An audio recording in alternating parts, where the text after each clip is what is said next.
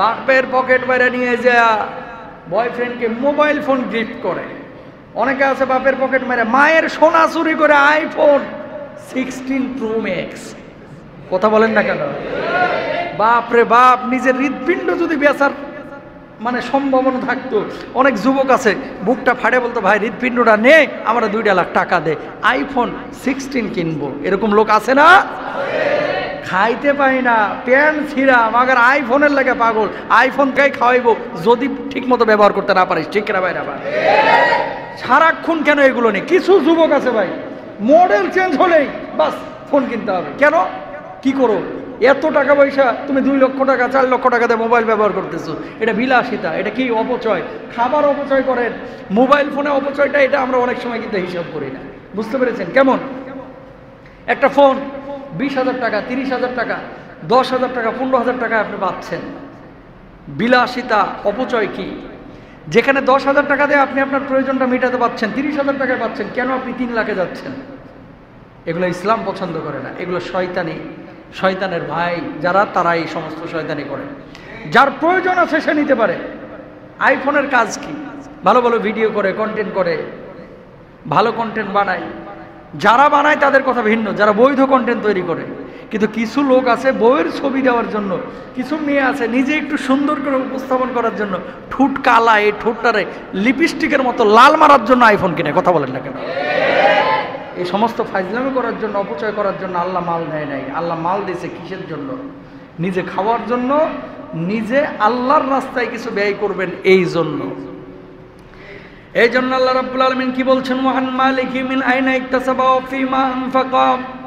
কোন পথে অর্থ উপার্জন করেছো আর কোন পথে অর্থটাকে খরচ করেছো, আল্লাহর কাছে কিন্তু হিসাব দেওয়া লাগবে। প্রিয় ভাইরা আমার, ব্যাংক থেকে সম্পদ চুরি হইতে পারে, কিন্তু আল্লাহর ব্যাংক থেকে কখনো চুরি হয় না। সুতরাং 1 লক্ষ টাকা, 1.5 লক্ষ টাকা, 2 লক্ষ টাকা, 3 লক্ষ টাকা আইফোন কিনে আমি হারাম বলছি না। আইফোন কিনতে পারেন, আপনার জন্য জায়েজ আছে, যদি প্রয়োজন থাকে কিনেন, কিন্তু প্রয়োজন নাই শুধু মানুষকে দেখানোর জন্য। কিছু লোক আছে আইফোন যদি ব্যবহার করে বুক পকেটে এখানে ঢুকায় রাখে, কথা কয় না? এই যে বুক পকেটে এই জায়গাটায় রাখবে, আবার একটু উঁচু করে রাখে যেন 3টা চোখ বাইরে থাকে, কথা কয় না? মুরব্বীরা ভ্যাট খেয়ে রয়েছে, বুঝতেছে না ঘটনাটা। এই যে দেখতেছেন না, এখানটা একটু উঁচু করে রাখে, মানে 3টা চোখ আইফোনের, যেন বোঝায় যে আমি হেডমলা লোক। কি বলবো, একটা পাগলের দুনিয়া তৈরি হয়েছে ভাই। প্রয়োজন যদি থাকে আপনি গাড়ি ব্যবহার করেন, ফোন ব্যবহার করেন, কোনো সমস্যা নাই। কিন্তু আপনার প্রয়োজন নাই, আপনি বারবার মোবাইল ফোন চেঞ্জ করবেন, লাখ লাখ টাকা খরচ করবেন। আল্লাহর নামে হলফ করে বলতে পারি এটা অপচয়, এটা অপচয়, এটা অপচয়। ঠিক কিনা? অনেক সন্তান আছে বাপ মাকে প্রেশার ক্রিয়েট করে এই আইফোনের জন্য, যে আব্বা টাকা দাও, অথচ আর বাপ নিজে বাটন ফোন চালায় 1600 টাকার।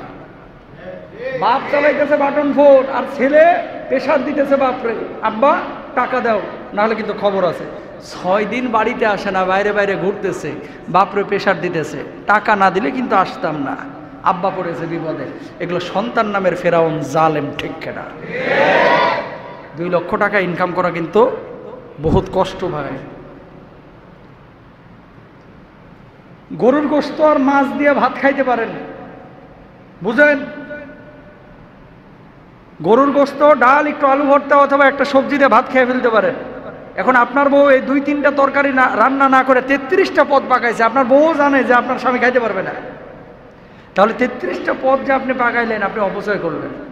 এটা কি অপচয়? বাড়িতে মেহমান আসবে, 3টা-4টা তরকারি দিলে এনাফ, আপনি 22টা পদ পাকাইলেন, কি শুধু দেখানোর জন্য যে আমিও পারি, হেডম আছে। কথা কয় না? এই তো চলতেছে এই জামানা, আমিও পারি। 22টা-23টা পদ আপনি দিলেন, অপচয় করলেন। অভিজ্ঞতা কি? সুন্দর করে পরিবেশন করে রাত্রিবেলায় মেহমান যখন চলে যাচ্ছে, খাবারের টেবিলে খাবার পড়েই রয়েছে, পরবর্তী দিন বা সেই দিন রাত্রি যে পাশের বাড়িতে দিয়ে আসবে খাবারটা, এটা দেয় না, হয় ফ্রিজে রাখে অথবা চিপা চাপায় রেখে দেয়, সকালবেলায় গন্ধ হয়ে যায়, আস্তে করে ফেলায়া যায়। এরকম আল্লাহর ওলি সাভারে আশুলিয়াতে একটাও নাই, অভাব নাই। কথা বলেন? ইলিশ মাছ 1400 টাকা কেজি, বড় ইলিশ। ভারতে আমার এক মামু আছে, মামু পরশু রাত্রে ফোন দিছে, যে মামু আর আসেন না দেখি ভারতে মাহফিল টাহফিলে। আমি বললাম মামু এখন ভারত যাওয়ার ইচ্ছা নাই। কেন, ইলিশে ঝামেলা হচ্ছে এজন্য নাকি? আমি কি ইলিশের ঝামেলার কারণে না রে ভাই, ভারতে ভিসার ঝামেলা, এখন যাওয়ার নিয়ত নাই, ব্যস্ততা আছে। আমার অমনি যেমনি ইলিশের কথা শুনছি অমনি বলছে মামু ইলিশের দাম কত তোমাদের এই মুর্শিদাবাদে এখন? কয় মামু যেগুলো 1 কেজি 200 থেকে 1 কেজি 500, এগুলোর দাম হচ্ছে 1100 থেকে 1200 টাকা কেজি। আর আমি 700 গ্রামের ইলিশ ওই যাত্রাবাড়ি বাজার থেকে কিনছি 1700 টাকা কেজি। তার মানে এখান থেকে ইলিশ হাটিয়া যায়ও ভারতে দাম কম হয়ে যায়, আর চাঁদপুরের ইলিশ যাত্রাবাড়িতে আইসাও দাম 600 টাকা বাড়িয়া যায়। কথা বলেন ঠিক কিনা? তাহলে আমার জিনিস আমি খাইতে পারতেছি না, তার মানে কি ওখানেও কিন্তু একটা মালের খেলা চলতেছে। প্রিয় ভাইরা আমার, যেখান থেকে কথাটা বলতেছিলাম, অপচয় কিন্তু আল্লাহ বরদাস্ত করবে না। অনেক মানুষ আছে 1700-1800 টাকা দিয়ে আমরা ইলিশ কিনি, 1 কেজি ইলিশ কেনার পরে পিস হয় 6টা 7টা 8টা। 8 পিসের ইলিশ রাত্রিবেলায় বউ রান্না করেছে, 2টা পিস খাইতে পারেন নাই। পাশের বাড়িতে যে ভাড়াটিয়া আছে 2 মাস 3 মাস 1 বছর 1.5 বছর বড় ইলিশ চোখে দেখে নাই। কথা বলেন ঠিক না? আপনি যখন ইলিশ রান্না করেছেন, ইলিশের ঘ্রাণ কিন্তু ওর বাড়িতেও পৌঁছাইছে, আপনি জানতেন না। ওর বউর না কেউ লাগছে, ওর ছোট বাচ্চাটার না কেউ লাগছে।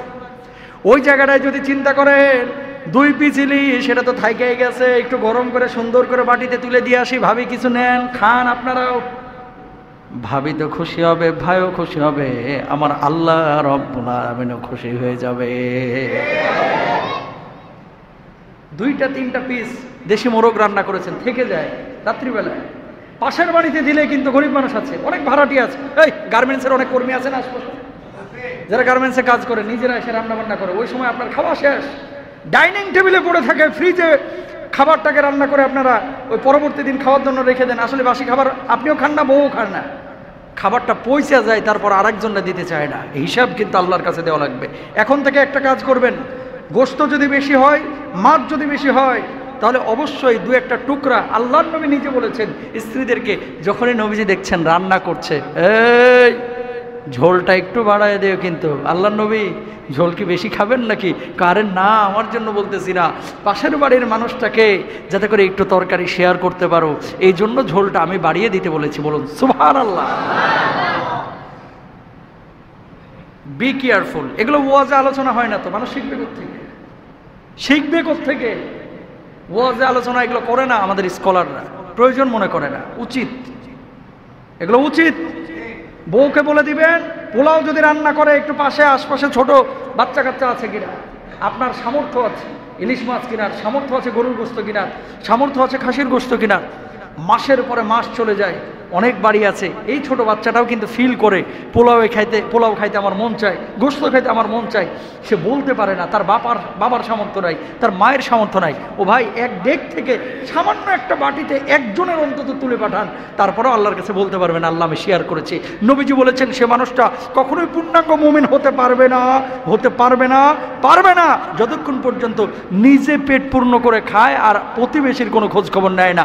ম্যাক্সিমাম নামাজি বলেন আর বেনামাজির এখন একই চিত্র, নিজে কিভাবে ঝোলা ভরতে পারি এই চিন্তায় এখন থাকে, ঠিক কিনা?